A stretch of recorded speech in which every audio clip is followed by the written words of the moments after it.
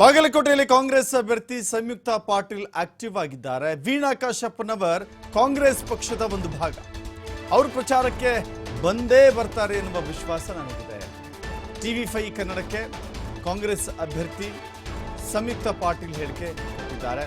ಹೋದ ಕಡೆಯೆಲ್ಲ ಜನತೆಯಿಂದ ಒಂದು ಒಳ್ಳೆಯ ರೆಸ್ಪಾನ್ಸ್ ಸಿಗ್ತಾ ಇದೆ.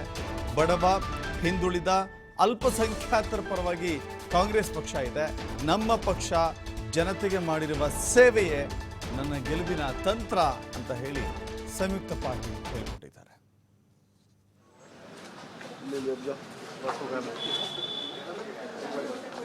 ಕೈ ಅಭ್ಯರ್ಥಿ ಈಗಾಗಲೇ ಒಂದು ಸುತ್ತಿನ ಜಿಲ್ಲೆಯಾದ್ಯಂತ ಕೂಡ ಪ್ರಚಾರವನ್ನ ಮಾಡಿರುವಂತದ್ದು.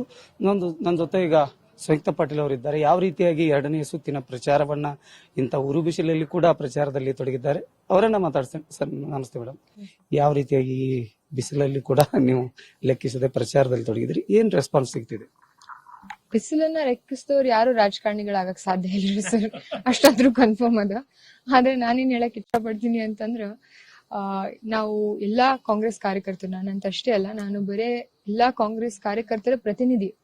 ಇಲ್ಲಿರುವಂತಹ ನಮ್ಮ ಎಲ್ಲಾ ಕಾರ್ಯಕರ್ತರು, ನಾಯಕರ ನೇತೃತ್ವದಲ್ಲಿ ನಾವೆಲ್ಲರೂ ಕೂಡ ಒಗ್ಗಟ್ಟಾಗಿ ಹೆಗ್ಲಿ ಕೊಟ್ಟು ಕೆಲಸ ಮಾಡ್ತಾ ಇದೀವಿ. ಪಕ್ಷದ ಸಂಘಟನೆಯಲ್ಲಿ ನಾವೆಲ್ಲರೂ ತೊಡಗಿದೀವಿ. ಅದರ ಪರಿಣಾಮ ಈ ಎಲೆಕ್ಷನ್ ರಿಸಲ್ಟ್ ಅಲ್ಲಿ ತಿಳಿಯುತ್ತೆ ಅಂತ ನಾನು ಹೇಳ್ತೀನಿ. ಈಗ ಹಳ್ಳಿ ಗ್ರಾಮಗಳಿಗೆ ಹೋಗಿ ಭೇಟಿ ಕೊಟ್ಟಿದ್ರಿ. ಈಗ ಹಿಂದೆ ನೋಡೋದಾದ್ರೆ 20 ವರ್ಷದಿಂದ ಏನು ಸಂಸದರು PC ಗದ್ದೆಗೌಡರು ಮಾಡಿರುವಂತ ಕೆಲಸ ಏನು ಅನಿಸಿದೆ, ಏನ್ ರೆಸ್ಪಾನ್ಸ್ ಹೇಳ್ತಾ ಇದ್ದಾರೆ ಜನರು, ಅದ್ರ ಬಗ್ಗೆ ಏನ್ ಹೇಳ್ತೀರಾ? ಸರ್, ನಾನು ಈಗಾಗಲೇ ಹೇಳಿದ್ದಂಗೆ ನನ್ನ ವೈಯಕ್ತಿಕ ಅಭಿಪ್ರಾಯದಲ್ಲಿ ಬಾಗಲಕೋಟೆಯಲ್ಲಿ ಯಾಕೋ 20 ವರ್ಷಗಳಿಂದ ಅಭಿವೃದ್ಧಿ ಬಹಳ ಮಂದಗತಿಯಿಂದ ಸಾಗ್ತಾ ಇದೆ ಅನ್ನೋದು ನನ್ನ ಒಂದು ಅಭಿಪ್ರಾಯ. ಇವಾಗ ಬಾಗಲಕೋಟೆ ಕುಡಚಿ ರಸ್ತೆ ನೀವು ನೋಡಬಹುದು. ಯಾವುದೇ ಆಗಿರುವಂತಹ ಹೊಸ ಇಂಡಸ್ಟ್ರೀಸ್ಗಳು ಯಾವುದು ಬಾಗಲಕೋಟೆಗೆ ಬಂದಿಲ್ಲ. ಯಾಕಂದ್ರೆ ಸಾಕಷ್ಟು ವಿದ್ಯಾವಂತ ಯುವಕರು ನಮ್ಮಲ್ಲಿ ಇದ್ದಾರೆ.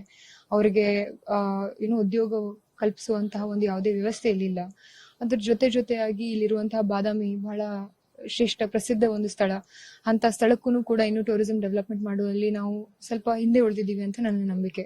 ಈ ರೀತಿ ಹಲವಾರು ವಿಷಯಗಳು, ಇವಾಗ ಟೆಕ್ಸ್ಟೈಲ್ ಇಂಡಸ್ಟ್ರಿ ಆಗಿರಬಹುದು, ಬೇರೆ ವಿಷಯದ ಎಲ್ಲಾ ವಿಷಯಗಳನ್ನು ಕೂಡ ಇನ್ನೂ ಅಭಿವೃದ್ಧಿ ಮಾಡ್ಬೇಕಾಗಿರೋದು ನಾವು ಬಹಳ ಸಾಕಷ್ಟಿದೆ. ಒಂದು ಅವಕಾಶ ಕೊಟ್ಟರೆ ಜನರಿಗೋಸ್ಕರ ನಾನು ಈ ಸೇವೆಯನ್ನ ಸಲ್ಲಿಸ್ತೀನಿ ಅಂತ ನಾನು ಹೇಳಕ್ ಇಷ್ಟಪಡ್ತೀನಿ. ಈ ಅವಕಾಶದ ಬಗ್ಗೆ ನಿಮ್ಮ ಗ್ರಾಮಗಳಲ್ಲಿ ಇರ್ತಕ್ಕಂಥ ಜನರ ರೆಸ್ಪಾನ್ಸ್ ಯಾವ ರೀತಿಯಾಗಿದೆ ಮೇಡಮ್?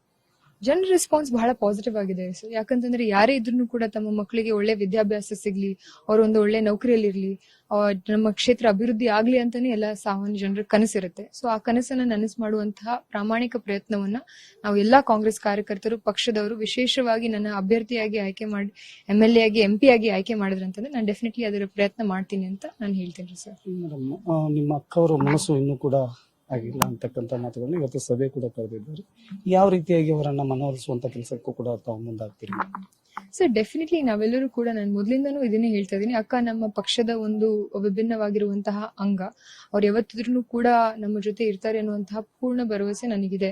ಮುಂದೆ ಬರುವಂತಹ ದಿನಮಾನಗಳಲ್ಲಿ ಪಕ್ಷದ ಎಲ್ಲಾ ಒಂದು ನಾಯಕರ ನೇತೃತ್ವದಲ್ಲಿ ನಾವೆಲ್ಲರೂ ಕೂಡ ಒಗ್ಗಟ್ಟಾಗಿ ಚುನಾವಣೆಯನ್ನು ಎದುರಿಸ್ತೇವೆ ಸರ್. ಮೇಡಮ್, ಈ ಬಾರಿ ಬಿಜೆಪಿಯಲ್ಲಿ ಬಹಳಷ್ಟು, ನಿಮ್ಮ ಟಿಕೆಟ್ ಸಿಕ್ಕಿದ ನಂತರ ಬಹಳಷ್ಟು ಒಂದಿಷ್ಟು ನಾಯಕರ ಕೊರತೆ ಕಾಣ್ತಾ ಇದೆ ಬಿಜೆಪಿಯಲ್ಲಿ.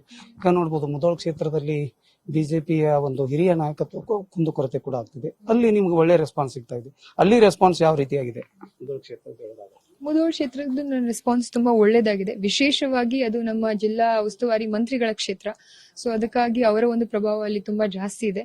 ಅವರ ಒಂದು ನೇತೃತ್ವದಲ್ಲಿ ಈ ಚುನಾವಣೆಯಲ್ಲಿ ನಾವು ಗೆಲ್ತೀವಿ ಅನ್ನುವಂತಹ ಭರವಸೆ ನಮಗಿದೆ ಸರ್. ಇದಿಷ್ಟು ಯಾಕಂತಂದ್ರೆ ಬಿಜೆಪಿಯ ನಾಯಕತ್ವದ ಕೊರತೆ ಕೂಡ ಅಷ್ಟೇ ಎದ್ದು ಕಾಣ್ತಿರುವಂತದ್ದು. ಅದು ಮುಧೋಳ ಕ್ಷೇತ್ರದಲ್ಲಿ ಉಸ್ತುವಾರಿ ಸಚಿವ ಮತ್ತು ಇವತ್ತು ಜವಳಿ ಸಚಿವ ಶಿವಾನಂದ ಪಾಟೀಲ್ ಅವರ ಕೈ ತೆಕ್ಕೆಯಲ್ಲಿರುವಂತದ್ದು. ಹೀಗಾಗಿ ಈ ಬಾರಿ ಬಿಜೆಪಿಯ ಒಂದು ಲೆಕ್ಕಾಚಾರವನ್ನ ಭದ್ರಕೋಟೆಯನ್ನ ಛಿದ್ರಗೊಳಿಸಲಿಕ್ಕೆ ಸಂಯುಕ್ತ ಪಾಟೀಲ್ ಅವರು ಈಗಾಗಲೇ ಪಣ ತೊಟ್ಟಿರುವಂತದ್ದು. ಇದಿಷ್ಟು ಬಾಗಲಕೋಟೆಯಿಂದ ಗುರು ಹಿರೇಮಠ, TV5 ಕನ್ನಡ.